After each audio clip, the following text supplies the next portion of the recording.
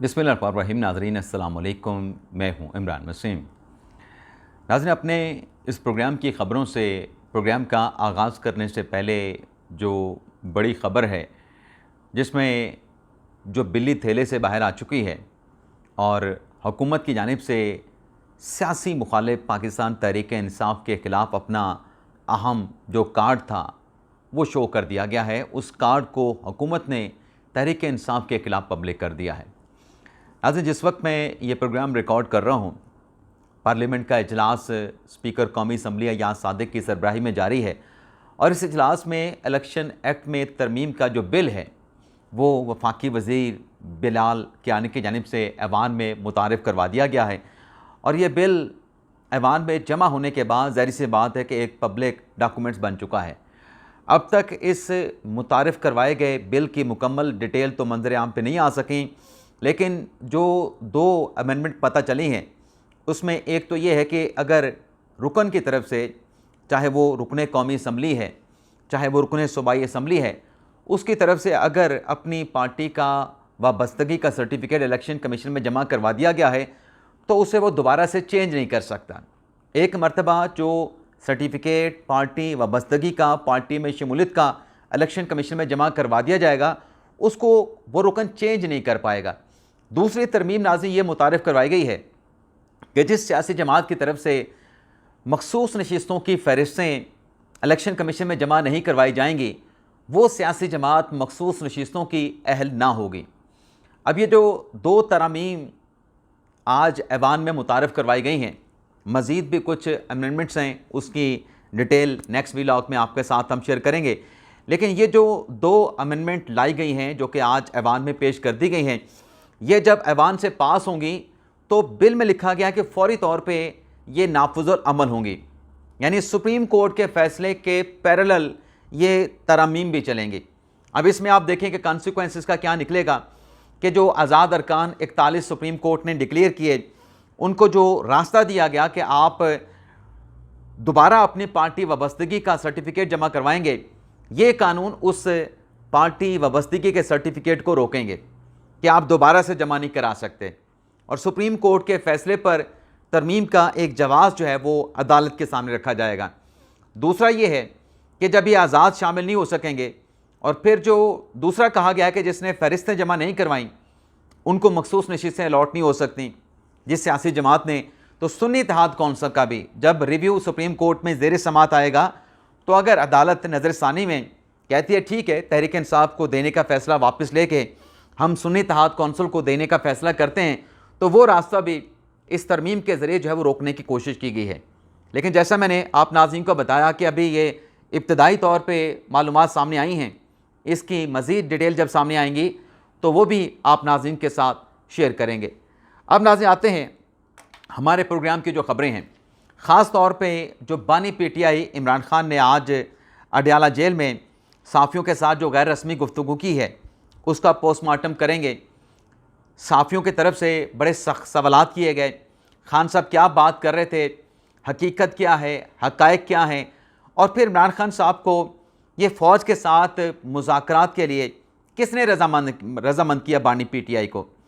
और इसके साथ साथ इसी प्रोग्राम में आप नाज़रीन को ये भी बताएंगे कि इमरान खान साहब ने अपने हामी एंकर और साफ़ियों का पोल कैसे खोला है, शेर अफजल मरवत साहब ने क्या ऐलान किया है, इस पर भी आगे चल के जो डिटेल है वो आपकी खिदमत में पेश करेंगे। लेकिन चलें ऐसे करते हैं कि मरवत साहब वाली ख़बर चूँकि मुख्तसर सी डिटेल हैं, वो सबसे पहले आपके साथ शेयर कर लेते हैं। नाज़रीन, मरवत साहब के हवाले से दो ख़बरें हैं।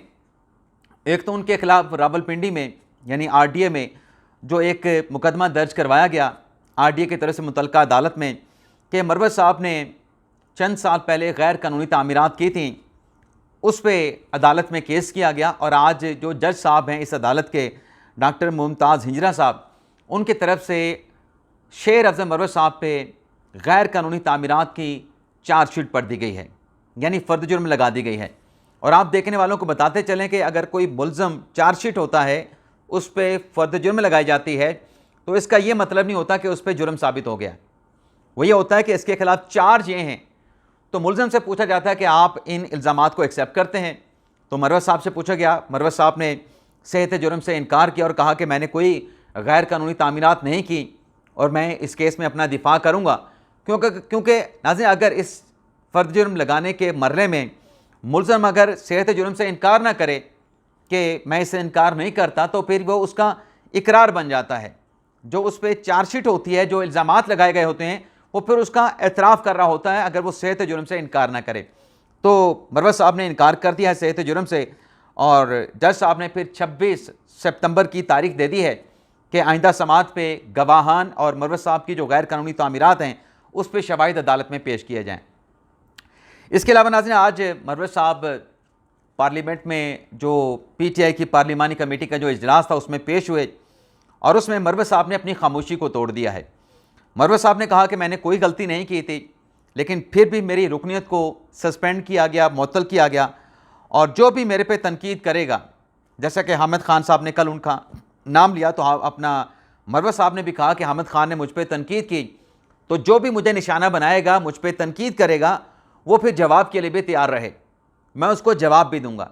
यानी मरवत साहब पार्लिमानी कमेटी, PTI की पार्लिमानी कमेटी में कह रहे हैं कि मेरी किसी के साथ लड़ाई नहीं, लेकिन मुझे अगर शोहरत के लिए, तशहीर के लिए कोई टारगेट करेगा तो फिर वो मेरे जवाब के लिए भी तैयार रहे, ये ना समझे कि मैं उसको जवाब नहीं दूंगा। और मरवत साहब ने सिर्फ सवाल, जब वो मतलब इस मीटिंग से बाहर आए तो सहाफ़ी ने पूछा कि क्या इमरान खान साहब के साथ मुलाकात करने के लिए डयाला जेल जाएंगे, तो मरवत साहब ने कहा कि ये एक मुश्किल सवाल है, इमरान खान भी खान हैं और मैं भी खान हूँ, बस इतना जवाब दिया। लेकिन साथ में उन्होंने ये ज़रूर कहा कि जो 5 अगस्त को जलसा करने जा रहे हैं, उस जलसे के हवाले से अगर मेरी खिदमात ली गई तो मैं सिंसियरिटी के साथ अपनी ज़िम्मेदारी सर अंजाम दूँगा, अपनी खिदमात जो है वो पार्टी के सपोर्ट करूँगा। तो ये मरवत साहब के हवाले से ख़बर है। अब आ जाते हैं नाज़रीन, जो बानी PTI की गुफ्तगू हुई है, फिर आपको बताएंगे कि खान साहब ने अपने सहाफ़ियों जो कि हामी हैं, इमरान खान साहब के एंकर्स हैं, साफ़ी हैं, सोशल मीडिया एक्टिविस्ट हैं, या कोई और इस तरीके के लोग हैं जो खान साहब की बड़ी सपोर्ट करते हैं, उनका पोल कैसे खोला है, उस पर प्रोग्राम के आखिर में बात करें। लेकिन खान साहब ने जो गैर रस्मी गुफ्तगू की है उस पर पहले बात कर लेते हैं। सबसे पहले तो नाज़रीन, ख़बर ये चली कि बानी PTI ने फ़ौज से मुज़ाकरात करने की ख्वाहिश का इजहार कर दिया। फ़ौज से मुज़ाकरात करने की ख्वाहिश का इजहार कर दिया, हामी भर ली इमरान खान साहब ने। खान साहब कहते हैं कि हम फ़ौज के साथ मुज़ाकरात के लिए तैयार हैं, फ़ौज अपना नुमाइंदा मुकर्रर करे, हम मुज़ाकरात करेंगे। अब ये पूछा जाए कि इमरान खान साहब को ये मुज़ाकरात की ऑफ़र किसने की है? क्या फ़ौज ने ऐसी कोई हामी भरी है कि हम इमरान खान साहब के साथ मुज़ाकरात करने के लिए तैयार हैं? तो खान साहब ने आज उसके ऊपर अपना रद्द-ए-अमल दिया है, क्योंकि कुछ मीडिया चैनल्स पे ये भी चला है कि इमरान खान साहब ने फ़ौज के साथ मुज़ाकरात की हामी भर ली है। यहाँ पे तो ख्वाहिश लिखा गया, कुछ पे ख्वाहिश चला, कुछ पे हामी चली। तो सवाल ये कि खान साहब को किसने ऑफ़र की मुज़ाकरात के लिए? किसने ऑफ़र नहीं की? एस्टेब्लिशमेंट की तरफ से खरा जवाब है, साफ़ जवाब है कि 9 मई की माफ़ी मांगें, फिर उसके बाद अगर आपने मुज़ाकरात करने हैं तो सियासी लोगों के साथ करें। अब नाज़रीन, ये जो माफ़ी मांगने वाली बात है, इस पे मरियम औरंगज़ेब साहबा ने भी प्रेस कॉन्फ्रेंस की है, जिसमें मरियम औरंगज़ेब साहबा भी कहती हैं कि आपके साथ वो मुज़ाकरात क्या करेंगे, आप 9 मई के शोहदा की जो आपने अस्करी कैंटोनमेंट में जाके मिलिट्री के इमला को टारगेट किया है, उसकी आप माफ़ी मांगे, आप मुज़ाकरात की बात कर रहे हैं। लेकिन नाज़रीन, खान साहब की पूर्व गुफ्तगू का हमने पोस्टमार्टम करना है। खान साहब कहते हैं कि हमने फ़ौज पे कभी इल्ज़ामात नहीं लगाए, बल्कि हमने सिर्फ तनकीद की है। मैं पूरी बात खान साहब की आपको सुना दूं। घर में अगर कोई बच्चा बिगड़ जाता है तो उस पर तनकीद की जाती है। फ़ौज पर तनकीद इसी वजह से की थी क्योंकि तनकीद जमहूरियत का हुस्न है। यानी बानी PTI ने फ़ौज को बिगड़े हुए बच्चे से तशबीह दी। अब नाज़रीन, सवाल ये है कि खान साहब कहते हैं कि मैंने फ़ौज पे कभी इल्ज़ाम नहीं लगाया, फ़ौज को हदफ़ तनकीद बनाया है। तो ये जो खान साहब कहते हैं कि 9 मई जो वाक़या था वो तो झूठा था, फॉल्स फ्लैग ऑपरेशन था, हमारे ख़िलाफ़ करवाया गया था, तो क्या ये इदारे के ख़िलाफ़ तनकीद है या इल्ज़ाम है? यानी खान साहब के अपने स्टेटमेंट का कोई सर पैर नहीं है।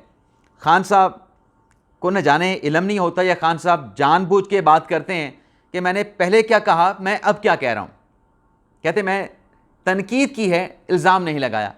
आपने ये भी इल्ज़ाम लगाया फॉल्स फ्लैग ऑपरेशन का, आपने सीसीटीवी फुटेज की चोरी का इल्ज़ाम लगाया, छुपाने का इल्ज़ाम लगाया, आपने अपनी ज़िंदगी के हवाले से, अपनी अहलिया की ज़िंदगी के हवाले से किसी खदशे या ख़तरे के पेश नज़र आपने कौमी सलामती के इदारों के टॉप 3 अहम शख्सियात को भी इल्ज़ाम लगाया कि वो ज़िम्मेदार होंगे। आज आप कहते हैं कि आपने तनकीद की है, और फिर आप कहते हैं कि घर में अगर कोई बच्चा बिगड़ जाए उस पर तनकीद की जाती है। घर में अगर कोई बच्चा बिगड़ जाए ना, उस पर हकीकत यह है, तलख हकीकत यह है कि उस पर तनकीद नहीं की जाती, उसका फेंटा लगाया जाता है, उसका फेंटा लगाया जाता है। या फिर दूसरा रास्ता यह होता है कि उसे साथ बिठा के समझाया जाता है। लेकिन खान साहब तो समझने वाले भी नहीं। खान साहब कहते हैं कि मैं अकले कुल हूँ, जर्मनी और जापान का बॉर्डर एक साथ है, दुनिया को मैं सबसे ज़्यादा जानता हूँ, हर चीज़ का मुझे पता है, बाकी सारे जाहिल हैं, बाकी सारे लाइलम हैं। तो खान साहब को कौन समझा सकता है? आगे सुने नाज़रीन, साफ़ी ने सवाल किया कि आपकी हालिया बातों से लग रहा है, यानी आजकल जो खान साहब बातें कर रहे हैं, कि आप फ़ौज से मामला ठीक करना चाहते हैं, लेकिन आपने इसी फ़ौज और इसके सरबराह पे इल्ज़ामात आयद किए। मैंने फ़ौज पे कभी इल्ज़ाम नहीं लगाए, मैंने सिर्फ तनकीद की है, जो मैंने अभी आपको बात की। हमें यह ना सिखाएं कि फ़ौज ने कभी कोई गलती नहीं की। जुल्फ़िकार अली भुट्टो यानी खान साहब कह रहे हैं कि हमें ना बताओ कि फ़ौज ने कभी गलती नहीं की, फ़ौज ने गलतियाँ की हैं। अब आगे सुने, फिर मैं आपको एक और चीज़ भी इसके साथ बताऊँगा। जुल्फ़िकार अली भुट्टो की सज़ा के पीछे जनरल ज़िया थे, सकूत ढाका के पीछे जनरल याह्या खान थे। आप जुल्म करें, आप जुल्म करेंगे अगर फ़ौज पे तनकीद बंद कर देंगे। यानी खान साहब कहते हैं कि फ़ौज पे तनकीद करना वो ठीक है, फ़ौज पे तनकीद ना की जाए तो ये जुल्म होगी। तो खान साहब अपने दौर में आप फ़ौज पर तनकीद के हवाले से वो कानून क्यों लेके आए थे जिसमें बड़ी सख्त सज़ाएँ रखी गई थी? और फिर आप कहते हैं कि फ़ौज ने गलती नहीं की, तो आपने ये सकूत ढाका का जिक्र कर दिया, 1977 के मार्शला का जिक्र कर दिया, मुशर्रफ के मार्शला को आपने इंडोर्स किया, उसको जिक्र नहीं किया आपने। जनरल बाजवा आपको इक़्तिदार में लेके आए, उसका आपने जिक्र क्यों नहीं किया? उसका जिक्र भी करते, ये भी फ़ौज की गलती थी आपको लेके आने की। आप जमहूरी तरीके से आते, 100 बार आते, आप फ़ौज के कंधों पे बैठे, उसका जिक्र भी करते, उस गलती का भी इदराक और एतराफ़ करते। लेकिन नहीं, ये तलख़ हकीकत है, खान साहब से जुड़ी है तो खान साहब ने एतराफ़ नहीं करना, इसका जिक्र भी नहीं करना। आगे कहते हैं कि साफ़ी ने सवाल किया कि आप फ़ौज पे इल्ज़ामात लगाते हैं और उन्हीं से मुज़ाकरात भी चाहते हैं, सियासी जमातों से मुज़ाकरात क्यों नहीं करते? बड़ा अच्छा सवाल किया साफ़ी ने। खान साहब ने क्या जवाब दिया? SIFC क्या है? मोहसिन नकवी कौन है? मुल्क में गैर एलानिया मार्शला नाफिज है। मोहसिन नकवी इन्हीं का तो नुमाइंदा है, वो यहाँ इन्हीं के ज़रिए पहुँचा है। महमूद खान अचकज़ई को हमने मुज़ाकरात का मैंडेट दिया, दूसरी तरफ से कोई नाम सामने आता तो हम बात करते। यानी खान साहब कह रहे हैं कि दूसरी सियासी जमातों के साथ क्यों नहीं बात कर रहे? महमूद खान अचकज़ई को हमने मैंडेट दिया था, लेकिन दूसरी तरफ से नाम सामने नहीं आया। ओ भाई, आपकी जो तलख़ हकीकत है, आपकी जमात ने कह दिया था कि जो महमूद अचकज़ई साहब राब्ते कर रहे हैं, उनको वो मुज़ाकरात करें तो अपने बिहाफ पे करें। हम नून लीग और पीपल्स पार्टी के साथ जो है वो किसी किस्म के मुज़ाकरात नहीं करेंगे। अचकज़ई साहब जाने और उनके मुज़ाकरात की ख्वाहिश जाने। अब आप कहते हैं कि हमने मैंडेट दिया था, उस वक्त कह रहे थे कि हमारा ताल्लुक़ ही नहीं, अचकज़ई साहब जो मुज़ाकरात करने चले हैं। आज आप कहते हैं कि हमने कहा था अचकज़ई साहब बात करें। और फिर आगे सुने नाज़रीन, आगे सुने, साफ़ी ने सवाल किया कि ऐसी बातें सामने आ रही हैं कि आप और आपकी पार्टी के कुछ लोग महमूद खान अचकज़ई पर भरोसा नहीं करते, महमूद खान अचकज़ई पर भरोसा करने के लिए तैयार नहीं। खान साहब कहते हैं महमूद खान अचकज़ई पर हमारा पूरा भरोसा है। फिर साफ़ी ने सवाल किया कि आप कहते हैं कि मोहसिन नकवी उनका नुमाइंदा है, अगर उधर से मोहसिन नकवी को मुज़ाकरात का अख्तियार दिया गया तो क्या आप उनसे मुज़ाकरात करेंगे? यानी खान साहब ने जो कहा कि हम मुज़ाकरात करना चाहते हैं, फ़ौज अपना नुमाइंदा मुकर्रर कर दे। तो साफ़ी ने बड़ा ज़बरदस्त सवाल किया कि खान साहब खुद नुमाइंदा मुकर्रर करने का कह रहे हैं, तो मोहसिन नकवी को अगर नुमाइंदा बनाया गया तो खान साहब आप क्या करेंगे? खान साहब कहते हैं कि मोहसिन नकवी से कभी बात नहीं करूँगा, उसने IG पंजाब से मिल के हमारे लोगों पर जुल्म किया, ये ज़िले शाह की मौत के ज़िम्मेदार हैं, ये बैरून मुल्क क्यों नहीं जा सकते? बाहर ममालिक में तशद्दुद से नफ़रत की जाती है। मरियम नवाज़ फाशिस्ट हैं, वो बाप की चोरी के पैसों पे ऐसे पली है जैसे शहज़ादी हो। वैसे ये जो खान साहब ज़िले शाह की बात करते हैं, तो ज़िले शाह की कड़ियाँ तो आपकी पार्टी के साथ भी गई थी, आपके पार्टी के लोगों के साथ, और उसमें से कुछ स्टेटमेंट भी सामने आए थे। आप ये डाल रहे हैं मोहसिन नकवी पे लेकिन ये खुरा तो मुबैना तौर पे आपकी पार्टी तक, आपके पार्टी के रहनुमा तक जाता था। मरीम नवाज़ को आप फाशिस्ट कह रहे हैं। चलें, मैं मरीम नवाज़ का क्यों दिफा करूं? आपने जब मरीम नवाज़ को वालिद के सामने पकड़वाया था, गिरफ्तार करवाया था, तो आप कौन से लिबरल सियासतदान थे? आपने मरीम नवाज़ को वालिद से मिलने की वहाँ पे अरेस्ट आपने करवा दिया, तो वो फाशिज़म नहीं था? आगे सुने। खान साहब कहते हैं कि मुज़ाकरात के लिए पहला मुतालबा चोरी किया गया मैंडेट वापस किया जाए। अब तीनों खान साहब के मुतालबात सुन लें। दूसरा मुतालबा, हमारे गिरफ्तार कारकुनान की रिहाई और मुकदमात का खात्मा किया जाए। यानी खान साहब अपनी और पार्टी के लोगों को रिहाई मांग रहे हैं। अब मैं इसको एनआरओ नहीं कहूँगा, आप इसको जो मर्जी कह लें। तीसरा मरला मुल्क बचाने का है, जो कि साफ शफाफ इलेक्शन के बगैर मुमकिन नहीं। अब नाज़रीन, जब आप ये तीन मुतालबात करेंगे कि मैंडेट हमारे हवाले कर दें, यानी वज़ीर आज़म आपका होगा, पंजाब में भी आप वज़ीर आला होंगे, और फिर आप कहते हैं कि मुकदमात ख़त्म करके रिहाई दी जाए, यानी आपको रिहा किया जाए, पार्टी के लोगों को रिहा किया जाए, और फिर आप कहते हैं कि तीसरा मरला मुल्क में साफ शफाफ इलेक्शन। तो ज़ाहिर सी बात है, आपका वज़ीर आज़म होगा तो वो असम्बली तहलील करके इलेक्शन भी करवा देगा। तो जब सब कुछ आप मुज़ाकरात से पहले मनवाना चाहते हैं, हुकूमत चाहते हैं, रिहाई चाहते हैं, असम्बली तहलील करने का अख्तियार चाहते हैं, तो फिर आपके साथ मुज़ाकरात किस बात के करने हैं? जब सब कुछ आपको दे देना है तो फिर आपसे मुज़ाकरात क्या करने हैं? जी खान साहब, आपको हुकूमत दे दी है, अब आप हुकूमत हमें वापस कर दें। खान साहब, आपको रिहा कर दिया है, अब आप दोबारा अडयाला जेल में चले जाएं या कोर्ट में जाके केसेस को फेस करें, अदालत ज़मानत दे तो बाहर आ जाइएगा, और फिर आप हमें हुकूमत वापस कर दें। तीसरे मुतालबे पे हमारा जब मन चाहेगा हम असम्बली तहलील कर देंगे। तो क्या अपोजिशन आपके साथ इन चीज़ों पे मुज़ाकरात करे? ये तो आपने मुज़ाकरात की बात करके खुद ही मुज़ाकरात पे जो है वो आपने खुद को हमला भी कर दिया, मुज़ाकरात के मामले पे आपने कुल्हाड़ा भी चला दिया। आगे कहते हैं कि मौलाना फजल रहमान ने असम्बलियों से इस्तीफ़े की जो बात की थी वो तीसरे मरले की बात की थी। मौलाना फजल रहमान साहब ने जो गुस्सा भरा पड़ा है, इसकी भी नाज़िर अलग खबर है, वो आपके साथ हम शेयर करेंगे नेक्स्ट किसी व्लॉग में। आगे इमरान खान साहब कहते हैं कि मेरे जेल के कमरे की जो सफाई करने वाला है उसका घर का बिल 40,000 का आया है। वैसे आज उमर अयूब साहब कह रहे थे कि ये मनसूबे IPPS के नून लीग ने लगाए थे, तो जब नून लीग ये मनसूबे लगा रही थी तो उस वक्त मिनिस्टर जो है उमर अयूब खान साहब थे, मुस्लिम नवाज़ के 2013 के बाद। और मैं आपको एक और चीज़ भी बता दूं, मैं ये बताना नहीं चाह रहा था, अगले व्लॉग के लिए रखा था, लेकिन चलें जिक्र हुआ तो बता देता हूँ। सुप्रीम कोर्ट ने जब IPPS के कैपेसिटी पेमेंट के ऊपर नोटिस लिया था साकिब निसार साहब ने, ये 2018 की बात है, तो उमर अयूब साहब पेश हुए थे। उमर अयूब साहब ने उस वक्त जो है, कल में 2017 में लिया था या 18 में लिया था, जब भी लिया था तो उमर अयूब साहब पेश हुए थे, और उमर अयूब साहब ने इन IPPS के जो मंसूबे हैं इनका दिफा किया था कि अगर हम इनको कैपेसिटी पेमेंट ना दें तो 6 माह तो ये चला नहीं सकेंगे, ये इन्वेस्टमेंट करने के लिए तैयार नहीं होता।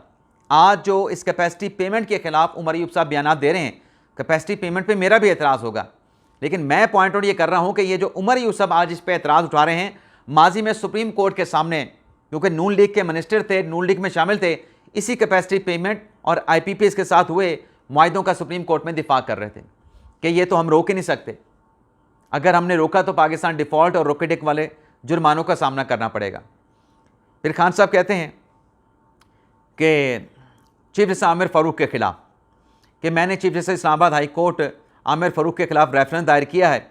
जस्टिस आमिर फ़ारूक मुझे टेरियन केस में फंसाना चाहता था, मेरे और अहलिया के सारे केसेस आमिर फ़ारूक क्यों सुनता है? मुझे जुडिशल कम्प्लेक्स से अगवा किया गया। अब आमिर फ़ारूक ने ही बेंच बनाया था ना, उसमें तारिक कियानी साहब ने, मुसन्नफ़ कियानी साहब ने, अरबाब ताहिर साहब ने अगर आपके हक़ में फ़ैसला दिया, वो जज भी आमिर फ़ारूक साहब ने बेंच में शामिल किए थे।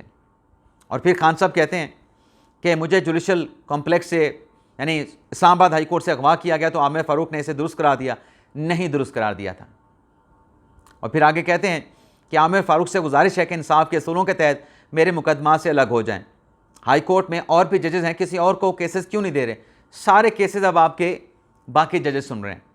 और फिर आगे कहते हैं कि 9 मई वाक़े में हमारी बेगुनाही CCTV में छुपी है, अगर 9 मई में PTI का कोई बंदा मुलविस हुआ तो ज़रूर सज़ा दें।